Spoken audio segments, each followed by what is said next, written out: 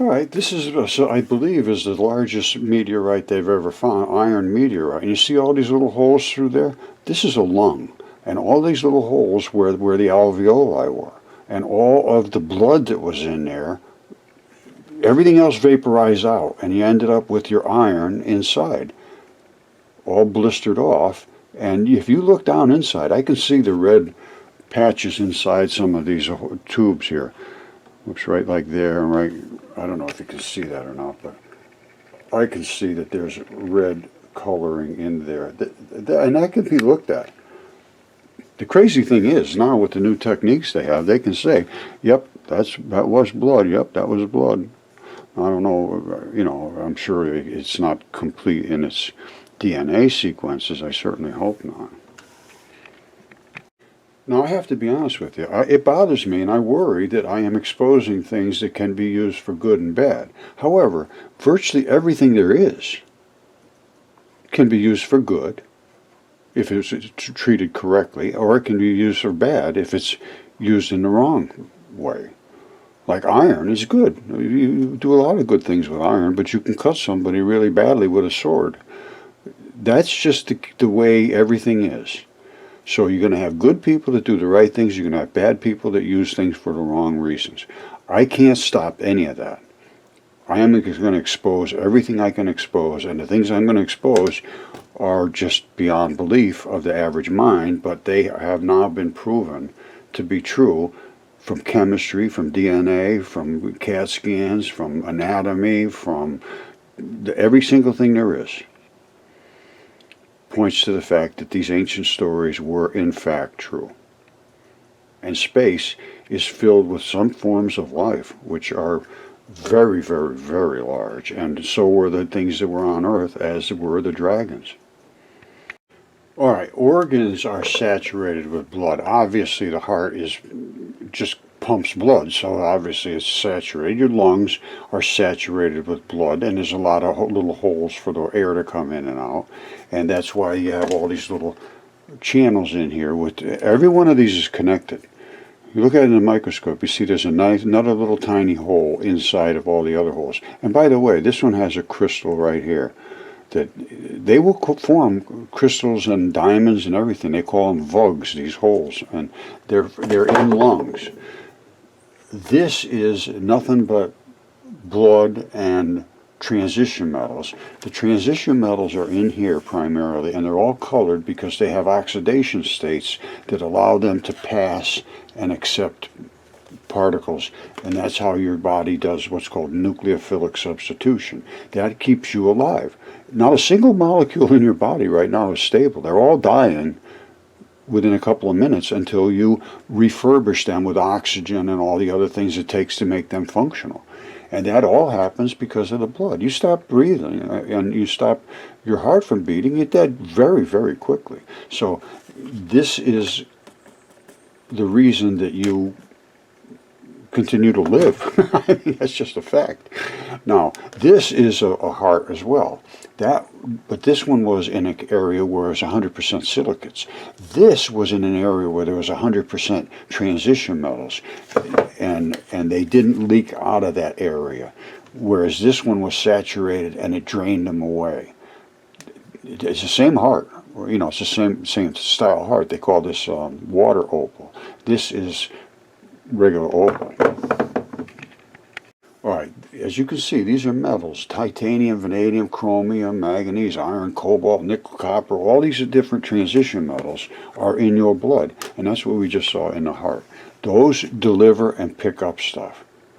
Without those, you die. All right, I have a meteorite right here that came through space, and that is a giant fingertip. And all of the blood is in the tips of the fingers, very saturated with blood. This side blew out completely because it was wet when it came in and started to cook off. You see it all blanched off and cooked off. And you see that circle right there?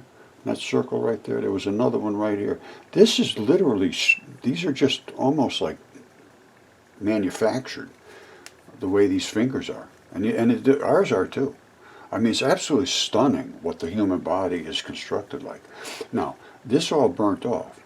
This is an anchor right there. That's an anchor ball that anchors your fingers in so that you can pull them and they pull against stuff. You have to have some serious anchorage in these fingers so they can do all their pulling. Now, this burnt off and exploded. This side, you see this little the vein right here?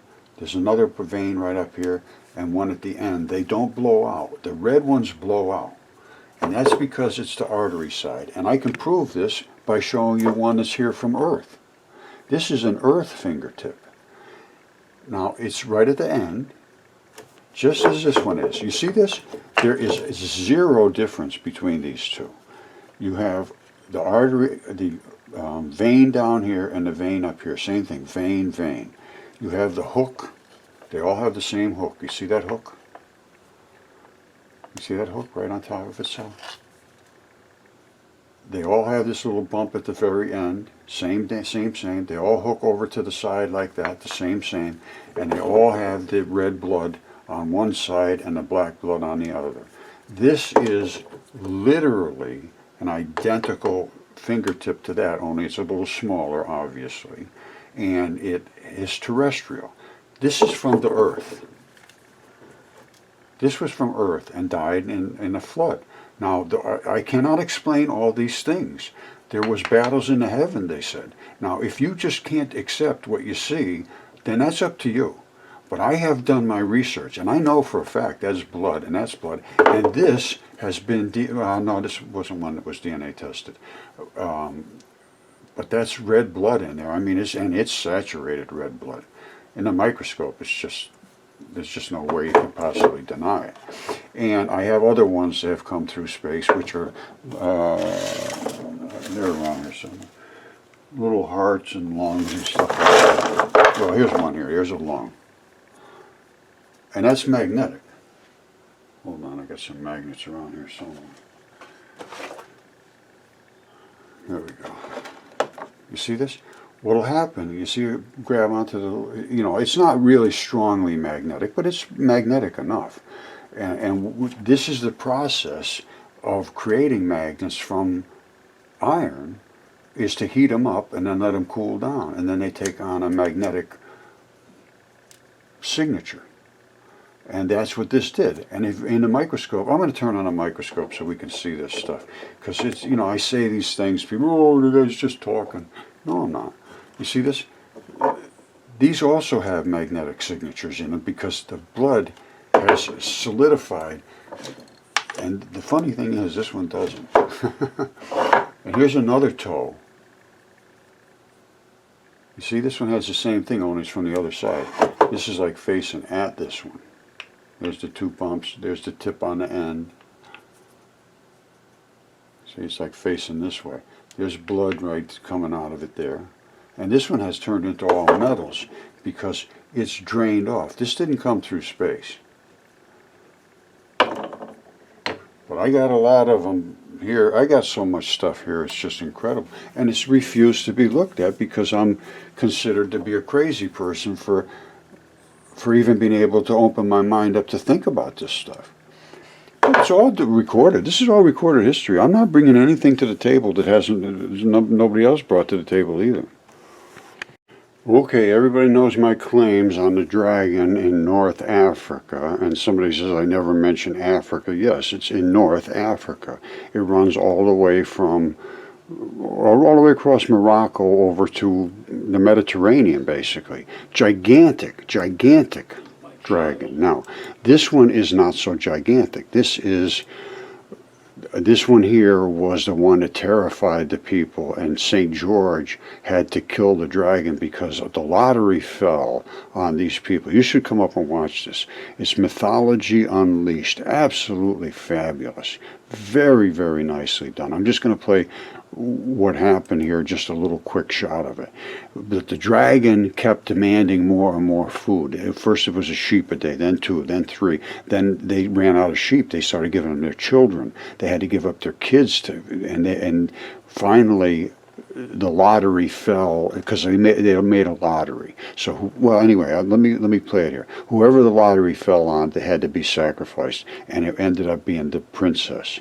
And they said, no, we can't do that. So St. George took over. Here goes. The children and young people of the town would be chosen by lottery to feed the dragon. Whoever the lot fell upon, wealthy or poor, was delivered to the dragon. It was a heavy toll indeed, and each day there were cries of pain over the loss of their children. But what could they do? No one dared question the ordinance of Selene's king, and the city lacked the strength and courage to face the dragon in combat. The dragon may not have attacked the city itself, but it was slowly killing it. Now don't forget, this is a dragon that was very, very large, obviously. It was eating 2 or 3 sheep a day, 4 or 5, whatever it wanted. And we're talking about something that's just like this big compared to the ones I'm showing. Now, these are not just in this one area and this one story. This is worldwide, every culture, and here it talks about right here, listen. Piece by piece, child by child, the townsfolk were trapped. They needed a hero. One fateful day, the lot fell upon the daughter of the king. Desperate to save his daughter's life from the beast that waited outside the city gates, the king begged his citizens to draw again, offering them all his wealth just so his daughter would be spared. But his subjects could not be swayed or bought, for they all had given up something more precious to them than gold or silver. The king had no choice but to oblige. The princess was dressed as a bride and taken to be delivered to the waiting dragon.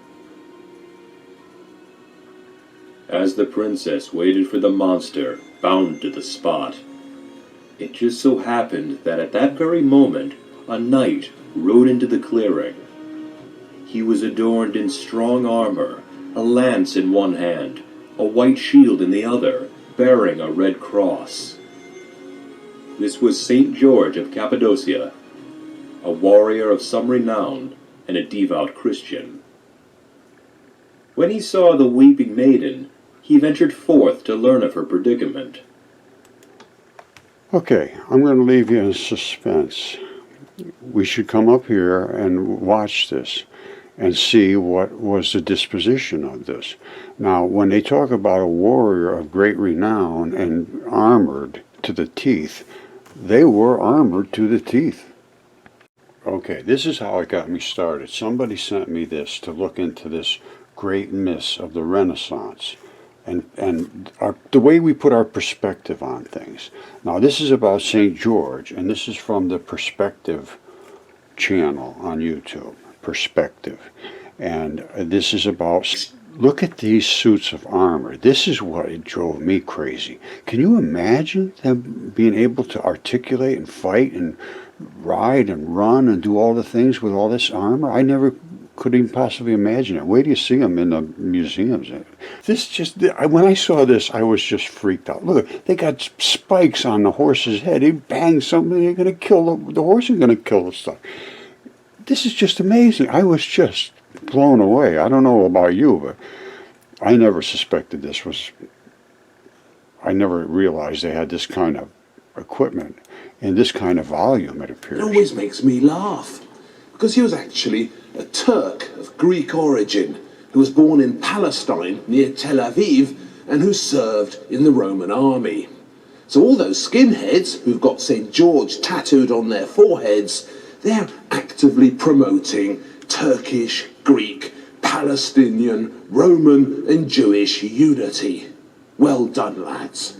Again, this is one you should come up and watch. This goes on for a while. It's an hour long. Great myths of the Renaissance. And it is the Perspective. Waldemar Jankowski documentary. And there's some stunning stuff in here. But the point I'm making is St. George. Did he actually kill a dragon? How big was the dragon? If the dragon was eating 2 or 3 sheep a day, I mean, you know, or more than that, it must have been a pretty good-sized dragon. And how big was St. George? These are things nobody knows anymore, because there were bigger creatures than we've ever suspected. And I mean bigger.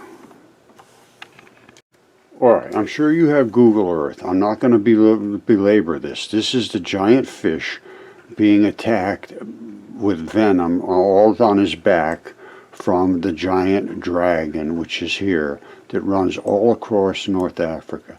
This is the giant dragon's throat, all across North Africa. And this is the giant dragon's dragon-scaled throat, all across North Africa. Gigantic dragon. Here is his body, all across North Africa, all the way over almost to the Mediterranean Sea. And this is part of his tail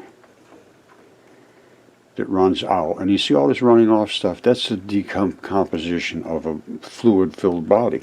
That's the stuff that ran out of him when he died. Now, I've shown this literally hundreds of times, and it's been avoided and denied by the people that teach us what we have to believe in order to get a good job. And this was just the most enormous creature, and if you read the Library of Apollodorus, it says that his wings and arms stretched all the way across Africa to the east and to the west. And this, my friends, is literally leather from a creature. This is not just desertification. If you look at this and a tanner looked at that, you could tell what it is. It's leather from this guy's skin. You see that? That didn't just happen by accident. You see it? And they said in the Library of Apollodorus that Typhon, who I believe this is Typhon's, legs could wrap all the way around, all the way back up to his head. And this one goes the same way too. And this is the same stuff. It's not just mud. So these things were of just absolutely, I mean, just think about this. This is all across North Africa. It's, I think, 1,600 kilometers, somebody said. That's a pretty good distance. I think I figured out to be maybe 1,100 miles. And they said when he stood up, his head scraped the stars, which his head would be much higher than where the airplanes fly. So what are we to make of that? And what about this dragon not too long ago? All of this stuff has been suppressed history, and it's been because it's just so hard to accept right now, even with all this stuff, everything that I have. And I have my giant human beings, I have all that stuff, DNA tested, CAT scan, everything you want to ever, and it's all available to be examined, refused because it's just too much for academics to handle. And it really puts it puts us back into the religious-ish realm. Now we have to examine what is religion all about? Who was God? There must have been a God Almighty. Somebody created this stuff. This is not just accidental slurp coming together. This is the problem. When you start talking about it, it shakes people's religious foundations. Now, for me, it brought me into focus. And all that I can accept from this, now you do anything you want. I'm not pushing you to accept this or that. But my conclusion is now that if there is a God Almighty, which I have to assume there is, and they said, let us make him in our image, and then it all unfolds from there. And I think I understand the story now about how they just wanted to use and have a party here, and Satan was Zeus, basically, and just wanted to party up. They could change they could morph. So they could change into pigeons or animals or anything they wanted. And they changed themselves into humanly forms, but they were dragons. They were like this. Because this is Typhon. And he was a dragon that was this big. I mean, and he's not the only one there was. So if we're going to confront reality, we have to start here. I'm sorry, it's very, very difficult. I know for you it's going to be a real hard hard reality. And you have to deal with it the way you deal with it.